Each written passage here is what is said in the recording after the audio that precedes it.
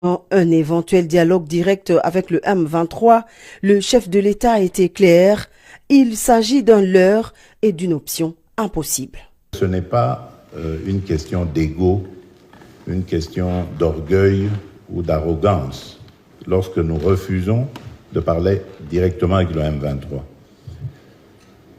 D'abord, la première raison, c'est parce que le M23 a massacré des populations et a bombardé des camps de déplacés où il y avait des femmes et des enfants. Ils ont été massacrés. Donc pour nous, c'est un mouvement terroriste. Et on ne négocie pas, on ne discute pas avec les terroristes. La deuxième raison, c'est parce qu'il y a le processus de Nairobi. Le processus de Nairobi règle la question des groupes armés. Et donc, le M23 étant un groupe armé, il est logé à la même enseigne que tous les autres groupes armés évoluant en République démocratique du Congo. Et il doit avoir le même traitement, donc il doit rentrer dans ce cadre. La troisième raison, c'est parce que le M23 est un mouvement, j'allais dire, qui est vide de contenu. C'est en fait un supplétif du Rwanda. Le M23 est une sorte de paravent que le Rwanda met, mais en réalité, derrière, c'est l'armée rwandaise et donc le Rwanda qui se bat.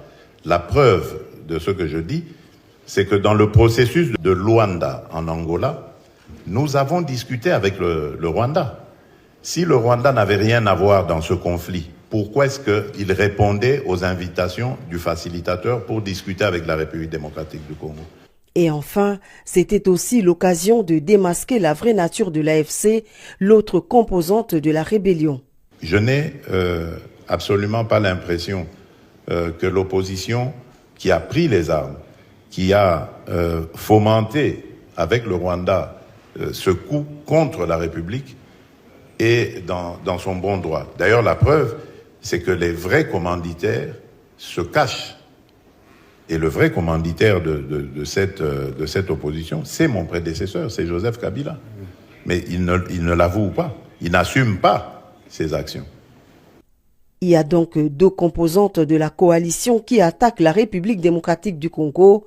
D'un côté, les terroristes du M23, une coquille vide et une marionnette du Rwanda. De l'autre, l'AFC, une création de Joseph Kabila. Voici les deux facettes du mal qui veut détruire la République démocratique du Congo.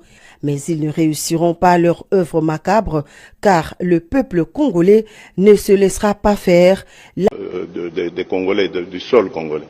Donc voilà, c'est ça qui justifie le fait que je ne veux pas de négociation avec cette coquille vide qu'on appelle le M23. Et d'ailleurs, j'en veux pour preuve le cas de l'Angola, poser la question au président angolais, qui m'avait aussi demandé cette autorisation d'entrer en contact avec le M23, parce qu'il savait que moi je ne voulais pas discuter avec eux. Je lui ai dit, président, faites-le, mais vous me donnerez raison, vous verrez très vite que ces gens sont des pantins du Rwanda.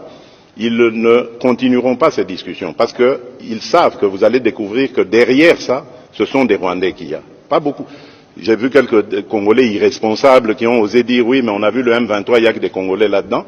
Tant pis pour eux, l'histoire les jugera un jour, mais je peux vous certifier que le M23 n'est pas congolais. Mais voilà pourquoi d'ailleurs, ils refusent d'aller en cantonnement. Parce qu'ils savent que quand ils seront cantonnés, nous allons demander l'identification de tous ces gens. Tout à fait.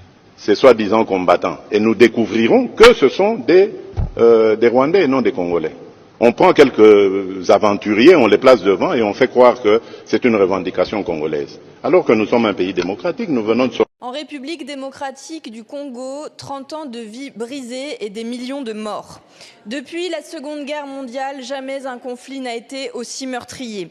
Le M23, milice appuyée par l'armée rwandaise, poursuit chaque jour son offensive et chaque jour donc en RDC, des enfants sont exécutés, des femmes sont violées et des êtres humains sont torturés. Le pillage du Congo l'a transformé en cimetière. La Commission européenne, complice, a signé l'an dernier un accord pour faciliter l'importation de minerais rwandais. Mais la majorité de ce minerai, Monsieur le Premier ministre, elle vient de l'Est du pays voisin. Le coltan, l'étain, le cobalt, le tungstène, tous ces minerais ont l'odeur du sang. Il faut un embargo pour que cessent les dividendes de la mort et pour que cessent les aventures criminelles de Total et des autres multinationales engagées là-bas. Aujourd'hui, je salue les artistes qui sont mobilisés avec Solidarité Congo. Je salue aussi les citoyens, les supporters qui refusent que se poursuive le partenariat entre le Paris Saint-Germain et le Rwanda, alors qu'il s'est affiché encore hier soir sur toutes les télévisions du monde. Mais la réaction de la France, elle, n'est pas à la hauteur. Les condamnations que vous faites par voie de communiqué aujourd'hui ne suffisent plus et nous voulons rappeler cette évidence. L'action de notre pays en faveur de la paix et du droit international ne doit pas être à géométrie variable. En RDC, comme partout, les criminels de guerre doivent être poursuivis et jugés. En RDC, comme partout, les frontières doivent être respectées. Patrice Lumumba a écrit « Nous ne sommes pas seuls. L'Afrique, l'Asie, les peuples libres de tous les coins du monde se trouveront toujours aux côtés de millions de Congolais qui n'abandonneront pas la lutte tant qu'il y aura des colonisateurs et des mercenaires dans ce pays. » Monsieur le Premier ministre, pour être aux côtés des Congolais, la France doit agir. Pourquoi n'a-t-elle toujours pas convoqué l'ambassadeur du Rwanda comme l'ont fait les pays voisins? Pourquoi n'avez-vous pas pris de sanctions économiques contre le Rwanda comme nous vous l'avons demandé il y a plus d'un an maintenant?